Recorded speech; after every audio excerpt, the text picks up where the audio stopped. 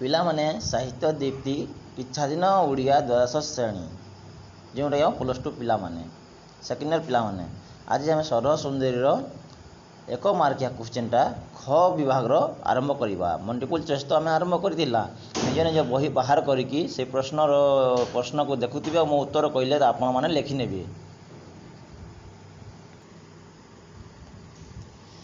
ଦେଖ ପ୍ରଶ୍ନଟା ଆମେ ପାଠ ପଢ଼ି ସାରିଛୁ।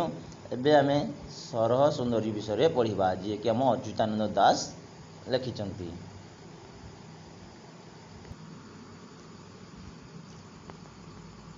ଦେଖ ଏଠି ସରହ ସୁନ୍ଦରୀ କେଉଁଠାରେ ଆସି ମିଳିଲା। ନିଜ ନିଜ ବହିରେ ଯେଉଁ ପ୍ରଶ୍ନ ଅଛି ଖ ବିଭାଗର ସେଇଟା ପ୍ରଶ୍ନକୁ ଦେଖୁଥାଅ, ଉତ୍ତର ମୁଁ ଯାହା କହିବି ତାହା ଲେଖିଦେବ। ସରହ ସୁନ୍ଦରୀ କେଉଁଠାରେ ଆସି ମିଳିଲା। ଏଠି ଅଛି ସରହ ସୁନ୍ଦରୀ କେଉଁଠାରେ ଆସି ମିଳିଲା। ସରହ ସୁନ୍ଦରୀ କେଉଁଠାରେ ଆସି ମିଳିଲା, କେଉଁଠାରେ ସେ ଆସି ମିଳିଲା ନନ୍ଦ ମନ୍ଦିରରେ। ନନ୍ଦ ମନ୍ଦିରରେ ଲେଖିନିଅ, ନନ୍ଦ ମନ୍ଦିରରେ, ନନ୍ଦ ମନ୍ଦିରରେ।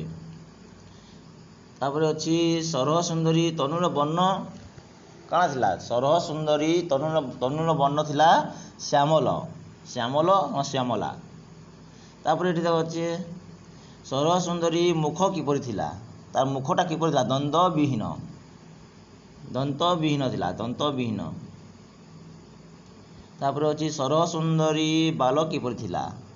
ତାର ବାଲ ଥିଲା ପାକଲା ଲମ୍ବା ବାଲ, ପାକଲା ଲମ୍ବା ବାଲ।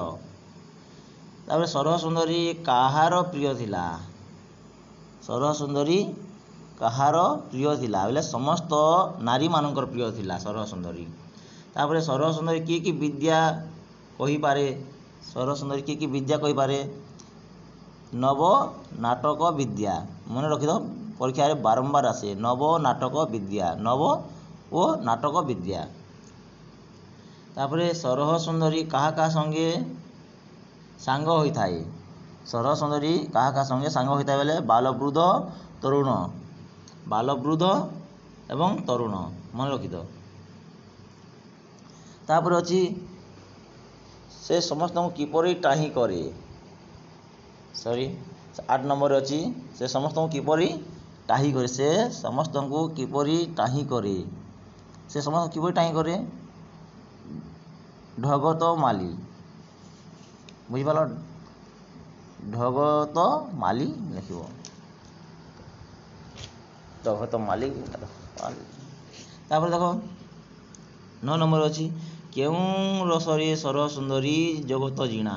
କେଉଁ ରସରେ, କେଉଁ ରସରେ ସରହ ସୁନ୍ଦରୀ ଜଗତ ଜିଣା। ଖେଳ କୌତୁକରେ, ବୁଝିପାରିଲ, ଖେଳ କୌତୁକରେ। ତାପରେ ଅଛି 10 ନମ୍ବର ଦେଖ ସେ କ'ଣ ବୋଲି ବାରି ହୁଏ ନାହିଁ। ସେ କ'ଣ ବୋଲି ବାରି ହୁଏ ନାହିଁ, ସେ କ'ଣ ବୋଲି ବାରି ହୁଏ ନାହିଁ। ଅହିୟ ବା ବିଧବା ବୋଲି, ବୁଝିପାରିଲ, ଅହିୟ ବା ବିଧବା ବୋଲି ଲେଖିନିଅ, ଅହିୟ, ଅହିୟ ବା ବିଧବା। ତାପରେ ଦେଖ ଏଠି ଅଛି କାହାର ଲୟ ସେ ଅବହେଲେ ଭାଙ୍ଗିପାରେ। କାହାର ଲୟ, କାହାର ଲୟ ସେ ଅବହେଲେ ଭାଙ୍ଗିପାରେ। କାହାର ଲୟ ଅବହେଲେ ଭାଙ୍ଗିପାରେ ବୋଲେ ଭଗବନ୍ତ ବ୍ରହ୍ମଚାରୀ, ଲେଖିନିଅ, ଭଗବନ୍ତ ବ୍ରହ୍ମଚାରୀ। ତାପରେ 12ରେ ଅଛି ଦୂତୀ କାହା କାହା ସଙ୍ଗେ ମେଲା କରିଥାଏ। ଦୂତୀ କାହା କାହା ସଙ୍ଗେ ମେଲା କରିଥାଏ, ବୁଝିପାରିଲ। ଦେଖ ଏଠି ଅଛି ଦୂତୀ କାହା କାହା ସଙ୍ଗେ ମେଲା କରିଥାଏ। ଦୂତୀ କାହା କାହା ସଙ୍ଗେ ମେଲ କରିଥାଏ ବୋଲେ ସାନ ବଡ଼ ପର୍ଯ୍ୟନ୍ତ ସମସ୍ତଙ୍କ ସହ, ବୁଝିପାରିଲ। ତାପରେ ଦେଖ ଏଠି ଅଛି କେତେ ଘରେ ଦୂତୀର ଠଣା ଥିଲା। କେତେ ଘରେ ଦୂତୀର ଠଣା ଥିଲା। 9 ଲକ୍ଷେ, ବୁଝିପାରିଲ, 9 ଲକ୍ଷେ। ତାପରେ ଅଛି ସବୁ ଘରେ ଦୈବୀ ବିଧାତା କିଏ। 14 ନମ୍ବରଟା ଦେଖ, ନିଜ ନିଜ ବହିରେ ଯେମିତି ଦେଖୁଥିବ ପ୍ରଶ୍ନ ମୁଁ ଉତ୍ତର କହିଲେ ଲେଖିଦେବ। ସବୁ ଘରେ ଦୈବୀ ବିଧାତା କିଏ। ସବୁ ଘରେ, ସବୁ ଘରେ ଦୈବୀ ବିଧାତା କିଏ, ଦୂତିକା। ଏଠି ହେବ ଏଇଟା ଦୂତିକା ହେବ। ତାପରେ କେଉଁଠାକୁ ଚହଲ ବାଜୁଥିଲା। ଏଇଟା ମୋଷ୍ଟ ଇମ୍ପୋର୍ଟାଣ୍ଟ ପିଲାମାନେ ମନେ ରଖିଦିଅ। କେଉଁଠାକୁ ଚହଲ ବାଜୁଥିଲା ହେଲେ ମଧୁବନ ପର୍ବତରୁ ଗୋମତ ପର୍ବତକୁ। ଆଉ ଥରେ ପ୍ରଶ୍ନର ଉତ୍ତର କହିଦେଉଛି ମଧୁବନ ପର୍ବତରୁ ଗୋମତ ପର୍ବତକୁ। ବୁଝିପାରିଲ। ତାପରେ ଅଛି ଆମର 16 ନମ୍ବର ଦେଖ, କୃଷ୍ଣଙ୍କ ଚାରିପାର୍ଶ୍ୱରେ କେଉଁମାନେ ବେଢ଼ିଛନ୍ତି? କୃଷ୍ଣଙ୍କ ଚାରିପାଖରେ କେଉଁମାନେ ବେଢ଼ିଛନ୍ତି? ଚାରିପାଖରେ ଚାରିପାର୍ଶ୍ୱରେ ପାରିବାରି ବୃନ୍ଦ। ବୁଝିପାରିଲ ବୋଇଲେ ପାରିବାରି ବୃନ୍ଦ 16 ନମ୍ବର। ଆଉ 17 ନମ୍ବର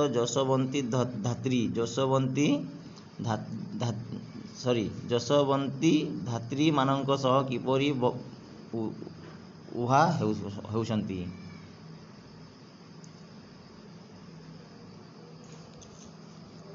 ଛାମୁରେ। କୃଷ୍ଣଙ୍କ ଜାଜୁଲ୍ୟମାନ ତେଜର କେଉଁଠାରେ ପଟାନ୍ତର ନାହିଁ?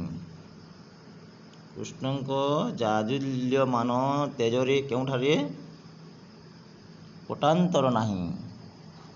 ସ୍ୱର୍ଗ ମର୍ତ୍ତ୍ୟ ପାତାଳ। ସ୍ୱର୍ଗ ମର୍ତ୍ତ୍ୟ ପାତାଳ।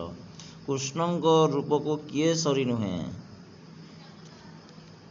କୃଷ୍ଣଙ୍କ ରୂପକୁ କିଏ ସରି ନୁହେଁ? ଅଶେଷ କୋଟି କଦର୍ପ। ବୁଝିପାରିଲ। ତାପରେ ଛଦ୍ମେ କେଉଁ ରୂପ ଦେବସ୍ୱାମୀ ଧରିଛନ୍ତି? ଛଦ୍ମେ 10 ନମ୍ବର। ଛଦ୍ମେ କେଉଁ ରୂପ?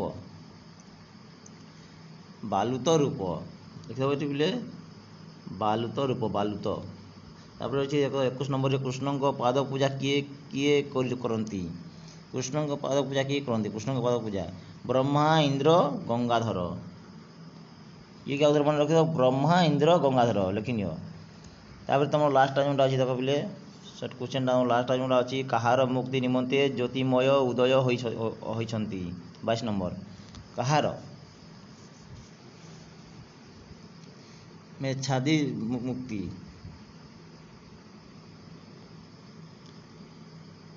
এই প্রশ্ন উত্তর নিজ নোট খাতায় লিখে দিও।